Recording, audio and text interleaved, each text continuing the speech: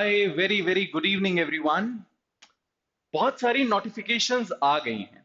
बहुत सारी नोटिफिकेशंस आने वाली है। इस बीच में बच्चों को नोटिफिकेशंस के आने के बाद की तैयारी से ज्यादा इस चीज से डर लग रहा है कि हम तैयारी कैसे करें। घबराहट हो रही है, एंजाइटी हो रही है, नर्वसनेस हो रही है। समझ में नहीं आ रहा हाउ टू प्रोसीड। बहुत सारे बच्चे तो ये भी कह रहे हैं कि सर, 1 साल हमने इसके लिए डेडिकेट किया हुआ है, प्लान भी रखें कि नहीं रखें। छोटा सा वीडियो है। I won't be showing any PPTs या कुछ भी पीछे लिखा हुआ। हम लोग सिर्फ बात करने वाले हैं आज के इस वीडियो में। एंड बिलीव इट और not, this will be helpful.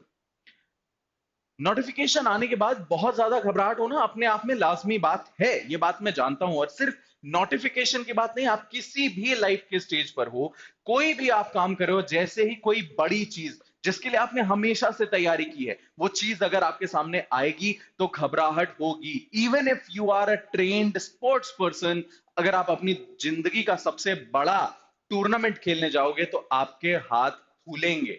अगर आप एक ट्रेन्ड पब्लिक स्पीकर हो और आप अपनी लाइफ का सबसे बड़ा एक पब्लिक स्पीकिंग इवेंट होस्ट करने जाओगे तो आपका गला सूखेगा। ये लाजमी है। इसमें कोई ऐसी बात नहीं है कि सिर्फ आपको हो रहा है, पर इससे डील करने के भी तरीके हैं। जरूरी नहीं है कि ऐसा हो रहा है तो you give in to it कि अरे यार, अब तो मुझसे होगा ही नहीं। याद करो, महाभारत में भी, मेन महाभारत के युद्ध के पहले अर्जुन भी घबराया था। गांडीव छोड़ दिया था, घुटनों पर आ गया था कि भाई मुझसे नहीं होगा, सामने मेरे ही परिजन है, मेरे ही गुरु है, मैं कैसे करूं, नहीं होगा मुझसे। लेकिन उस टाइम पर भी रास्ते दिखाए गए थे। वो रास्ता उस समय उनके मेंटोर श्री कृष्ण ने दिखाया था। ये रास्ता शायद आपका मेंटोर मैं दिखा दूं। नोटिफिकेशन आ गई है, आपको नहीं पता एग्जामिनेशन कब है, अटकलें लगाई जा सकती हैं। नोटिफिकेशन से 2-2.5 महीने का समय। यूपी के लिए आप मान लीजिए फेब्रवरी एंड या मार्च। छत्तीसगढ़ के लिए भी लगभग वही टाइम। हो सकता है कहीं पर आधा 15-20 दिन आगे पीछे होता रहे, लेकिन ये तो सिर्फ एस्टिमेट है। इस दौरान हुआ तो हुआ, नहीं हुआ तो नहीं हुआ, डिले हुआ तो डिले, जल्दी हो गया तो जल्दी। ये ऐसी चीजें हैं जो पूरी तरीके से हमारे कंट्रोल में रहती भी नहीं है। एंड लेट्स बी रियलिस्टिक, अच्छा है नहीं रहती। राइट। अब तैयारी करना कैसे है? देखो, बहुत बड़ी सी किताबें आपके सामने रखी हैं। एक एंटायर ह्यूमंगस सिलेबस आपके सामने रखा हुआ है। अगर आप सोचोगे कि मैं इसको निपटा लूं खटाखट से 1 मिनट के अंदर, नहीं हो पाएगा। आप भी जानते हो, बहुत रियलिस्टिकली अपने गोल सेट करना है। आपको सबसे पहले एक बड़ा टारगेट बनाना है महीने का। इस महीने मैं ये चीजें करूंगा। टारगेट बनाना है, प्लानिंग करना है। हाँ जी, बहुत जरूरी है। सीधे सीधे एक्शन नहीं लेना है। एक्शन लेना है, पर 2 दिन बिता दो सिर्फ प्लानिंग पर कि वो एक्शन कैसा रहेगा। वो भी एकदम स्ट्रिंजेंट नहीं कि अरे ये नहीं हुआ, हाय तौबा। नहीं नहीं नहीं। आपका प्लान ऑफ एक्शन बहुत डिसाइडेड होना चाहिए, लेकिन फ्लेक्सिबल भी होना चाहिए। लाइफ में कब चीजें ऊपर नीचे होती हैं हमें नहीं पता। हमारे साथ कई बार सिचुएशंस ऐसी आएंगी कि हमने टारगेट बनाया है, वो अचीव नहीं हुआ। तो हमेशा इस चीज को ध्यान में रखो कि महीने का टारगेट आपने जो बनाया है, रियलिस्टिक है। बहुत इजी नहीं है, बहुत डिफिकल्ट भी नहीं है। एक रियलिस्टिक सा टारगेट आपने बनाया है, वो अगर आप 70-75%, 70-75% भी अचीव कर पा रहे हो ना, तो पर्याप्त है। आप संतुष्ट रह सकते हो। 100% टारगेट कोई अचीव नहीं करता, और अगर कर लिया तो मिरेकल हो गया, दोबारा से वो नहीं हो पाएगा। राइट। सो वो अनरियलिस्टिक स्टैंडर्ड्स भी आपको थोड़ा सा पीछे रख करके चलने पड़ेंगे। तो अगर आपने एक टारगेट बनाया है, उसके लिए भी रियलिस्टिक गोल एक्सपेक्ट करो कि भाई इसको भी मैं 60-70 जो नहीं, 70-75% तक कवर कर पाऊंगा। उस बड़े टारगेट के बाद छोटे छोटे डेली, मैं डेली के पक्ष में यूजुअली नहीं रहता, वीकली टारगेट्स बनाइए। वीकली टारगेट्स बनाइए। इस हफ्ते में मुझे इतना खत्म करना है। आपके पास कुल मिला के 4 हफ्ते और एक मेजर, 5 टारगेट्स होंगे जो आपको अचीव करना है। अब ये 4 हफ्ते में आपको कैसे अचीव करना है? एक हफ्ता आपने डिसाइड किया भाई मुझे ये अचीव करना है। उसको करने में हो सकता है एक दिन आप पूरा दे पाओ, हो सकता है नेक्स्ट डे आप थोड़े से बिजी रहो। कुछ भी करना है, उसको बस अटेन करना है। अभी मेंस सेंट्रिक तैयारी के बारे में सोचना बंद। नोटिफिकेशन आ चुकी है, एग्जाम 2-2.5 महीने में है। मेन सेंट्रिक पढ़ाई नहीं कर पाओगे, ये टाइम उस चीज के लिए नहीं है। अभी प्रीलिम्स सेंट्रिक आपको तैयारी करना है, बहुत जरूरी। अगर आपको लगता है कि नहीं, मैंने काफी तैयारी की हुई है, मेरे पास टाइम है, तो वीकेंड्स का टाइम आप निकाल सकते हो मेंस की प्रिपरेशन के लिए।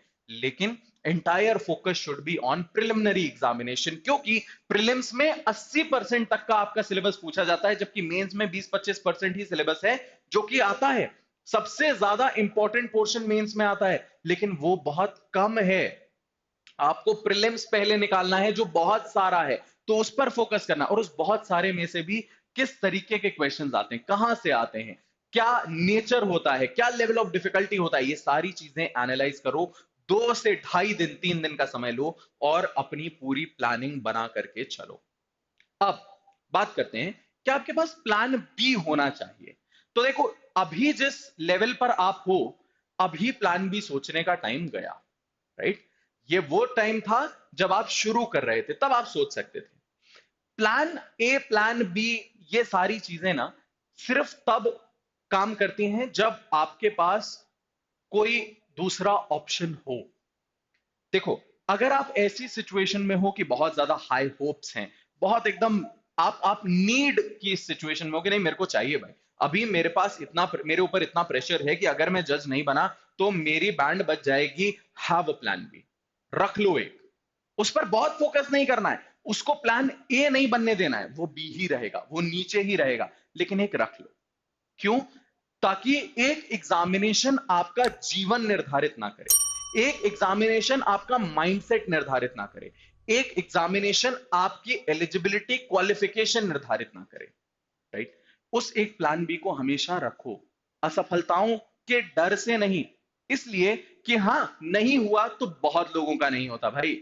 अगर नहीं हुआ तो मैं मानता हूं, चलो हुई होगी मुझसे गलती, दोबारा कोशिश कर सकते हैं, लेकिन अगर मुझे आवश्यकता है अभी, तो उन आवश्यकताओं की पूर्ति करना भी एक आवश्यकता है।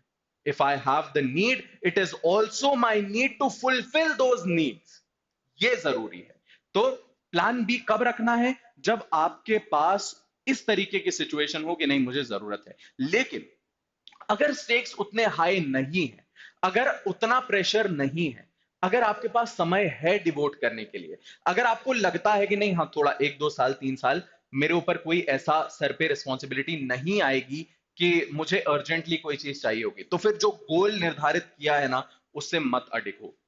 सिर्फ इसलिए कि कभी ठोकर लगी, कभी गिरे, कभी टारगेट पूरा नहीं हुआ, कभी एग्जाम में मॉक में नंबर कम आ गए, या ये सारी चीजों से अपने टारगेट के साथ नाइंसाफी मत करो, एक प्लान बी मत उठाओ। अगर आपको ऐसा लगता है कि यू आर वेल प्रिपेयर्ड, मत उठाओ।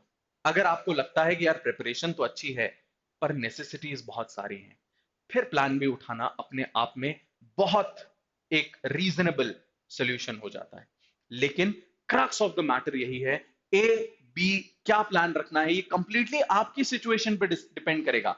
उससे भी ज्यादा जरूरी है कि अभी क्या करना है, और अभी करना है तैयारी, प्री सेंट्रिक, छोटा टारगेट हफ्ते का, बड़ा टारगेट महीने का, अचीव करने की कोशिश करना है, 70 75 80 90 जितना ज्यादा अचीव कर पाओ उतना करने की कोशिश करना है। एंड डेली के लिए 30 to 45 मिनट्स, हो सके तो 1 घंटे का समय आपको निकालना है अपने लिए, वरना दिमाग सैचुरेट हो जाएगा, फ्यूज उड़ जाएगा दिमाग का, और जैसे ही दिमाग का फ्यूज उड़ा फिर किताब सामने खुली रहेगी और अंदर कुछ नहीं जाएगा। उस लेवल पे नहीं आना है। वो जो 30 45 60 मिनट्स का टाइम पीरियड है, एक्सरसाइज करो, मेडिटेट करो, किसी से बात करो, वो चीजें जिनसे अच्छा लगता है। सस्पेंस थ्रिलर मूवीज से आपको हो सकता है मजा आए पर अच्छा नहीं लगेगा, शांति नहीं मिलेगी। Do those things which keep you काम, राइट? Have proper sleep. ये कुछ चीजें हैं, बहुत छोटी छोटी चीजें हैं। बहुत पहले, काफी समय पहले एक साइकिलिंग टीम थी, वो साइकिलिंग टीम काफी टाइम से जीत नहीं पा रही थी, तो उसके कोच को बदला गया, और जो नया कोच आया उस कोच ने बहुत मेजर चेंजेस नहीं किए, छोटे छोटे चेंजेस, साइकिल का जो सिटिंग पैड है उसमें चेंज, ये लोग जिस बेड पर सो रहे हैं उसमें चेंज, इनके रूटीन में हल्का सा चेंज, वो माइनर 1% डिफरेंसेस मिल करके उनको वर्ल्ड चैंपियन बना दिए। What is stopping you? आपको भी यही माइनर चेंजेस करने हैं। खुद को अच्छा लगे, प्रॉपर नींद लेना है, छोटा टारगेट बनाना है, बड़े टारगेट की तरफ बढ़ना है, 70% अचीव करना है, छोटी छोटी छोटी छोटी चीजें हैं जो कंपाइल होकर के आपको उसके लिए तैयार करेंगे। डरना नहीं है, डर गए तो फिर वहां से रास्ता और मुश्किल हो जाता है। बिना डरे खुश रह करके इस एग्जाम की तैयारी करना है। और हमेशा हमेशा लाइफ में बहुत सारे रास्ते हैं, कभी भी इस चीज को नहीं लेकर के नहीं घबराना है कि अरे नहीं हुआ तो मेरा क्या होगा। नहीं, होगा, बहुत अच्छा होगा। आपने लॉ पढ़ा हुआ है, लॉ से ही ये देश चल रहा है, आपसे ही ये देश चल रहा है। तो if you are in this field, you will do good, mark my words. Bye bye.